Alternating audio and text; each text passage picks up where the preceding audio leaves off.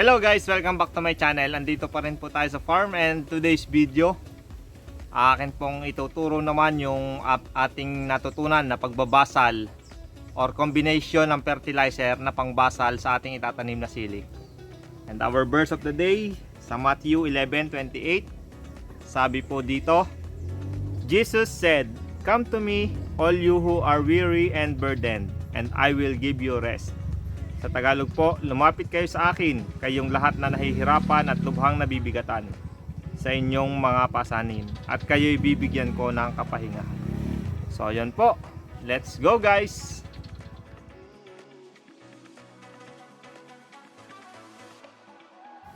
So, yun guys. Tayo ay maghahalo ng ating pangbasal. So, ang ating gagamitin ay Triple 14, kahit po anong brand. Ito, hindi tayo sponsored, Swire brand ito. Tapos meron tayong Wokosim granules. Hindi po tayo sponsored ng mga product na ito. So nagkataon lang na ito yung ating ginagamit. At para lang may share ko sa inyo yung aking mga pamamaraan. Na ito naman ay natutunan ko lang din sa mga kapwa natin farmer. So iba't ibang pinanood din natin sa YouTube. At saka yung mga nakakausap nating farmer, kumbaga combined knowledge na ating sinusubukan dahil sa kanila naman ay effective. So ang ano po niya, ang ratio, 2 sako ng Triple 14, tapos isang bag ng Wokosim granules at isang bag ng Dupos. So ito pong Dupos ay nasa 20 kilos. Yan, 20 kilos po itong Dupos. Ito po yung tsura niya. Yan. Medyo ano ba ito? Dark brown ba itong tawag dito? Yan. Tapos Wokosim granules. Ito naman, tingnan natin. So yan. Ganito naman yung itsura niya. Para din siyang Puradan kung hawak na kayo ng Puradan. Yan. And syempre yung Swire natin na Triple 14. Yan.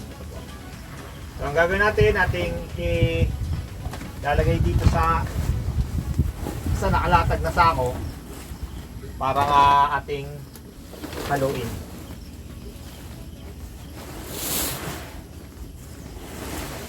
So yan. So kahapon po ako ay naghalo na. Ang ginawa ko, isang sako nito, tapos 5 kilo nito, at saka 10 kilo nito. Kaya bawas na po siya.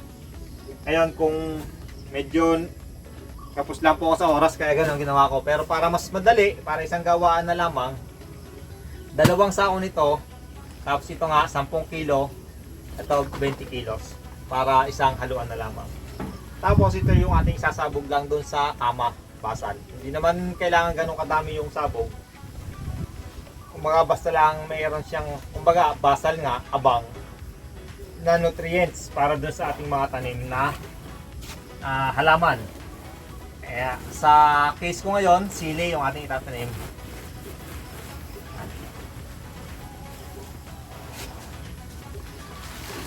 So, yan. Subo kasi, baka naman. Yan.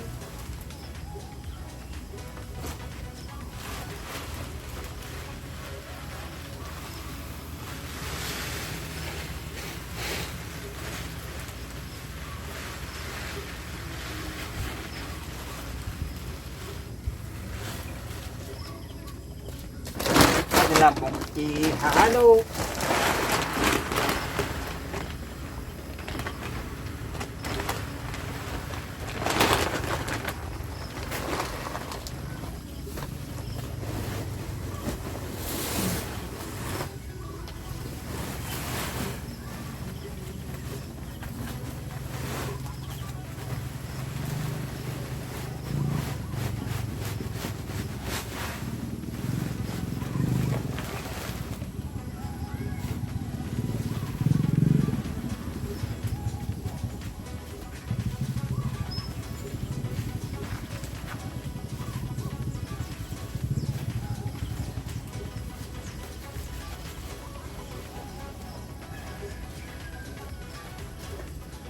natin lang kung ilalagay yung mga sangkap.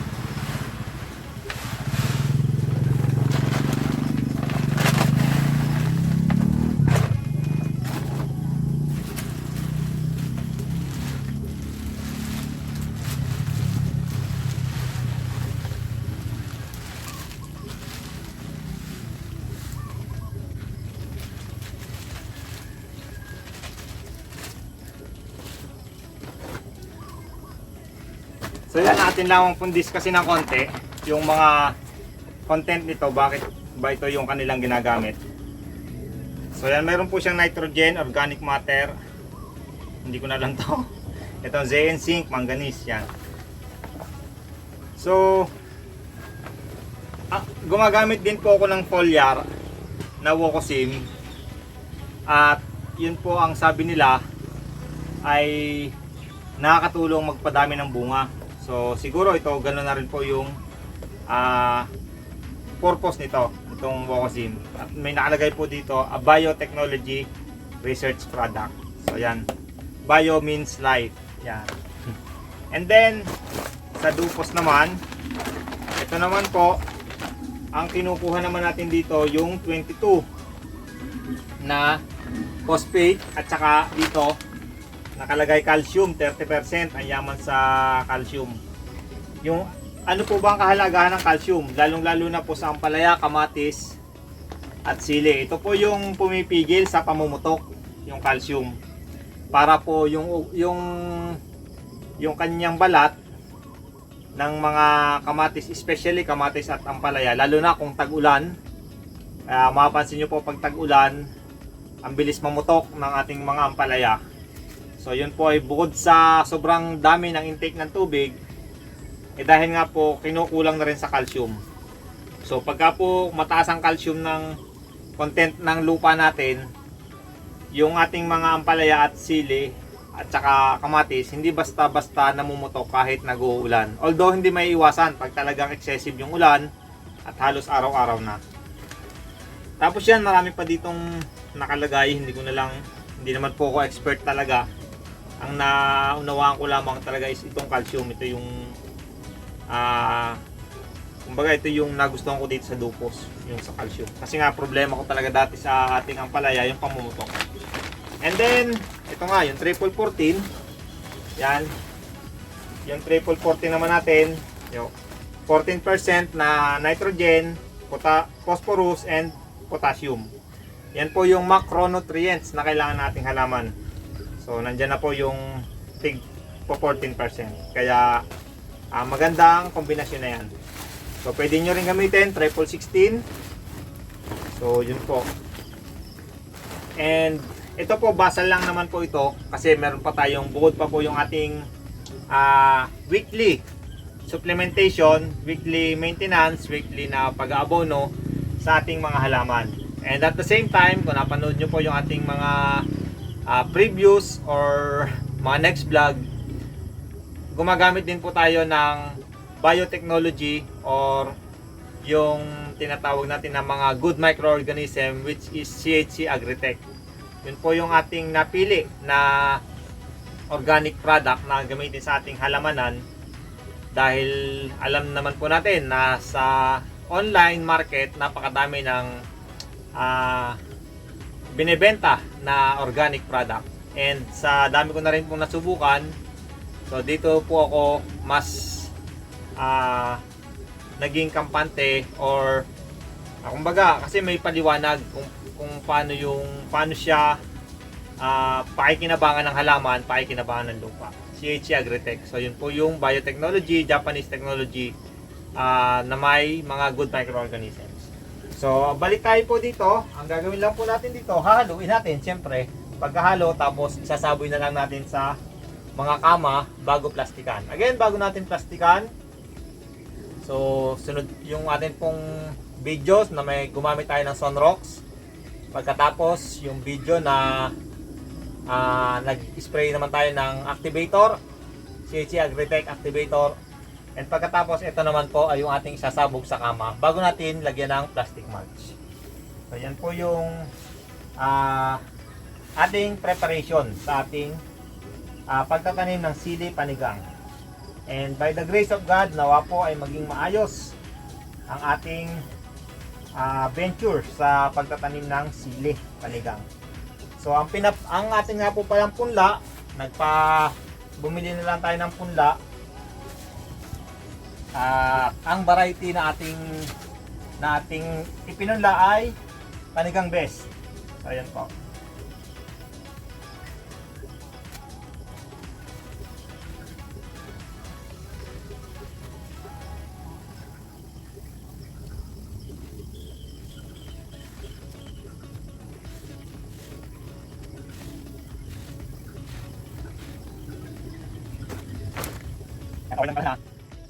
So ito guys, ito na yung ating combination ng Dupos, Wokosim at saka Triple 14. So ito na yung ating ibabasal.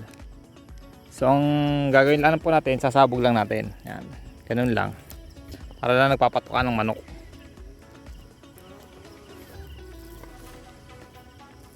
Yan.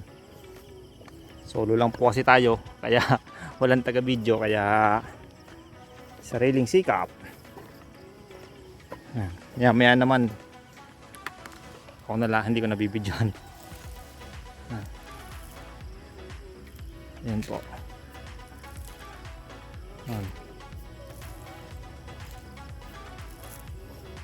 Kumbaga po, yan po yung magiging abang na nutrients kapag tumanim na tayo ng sili. So bali lahat po ng kama na yan ating lalagyan ng basal. So yan po.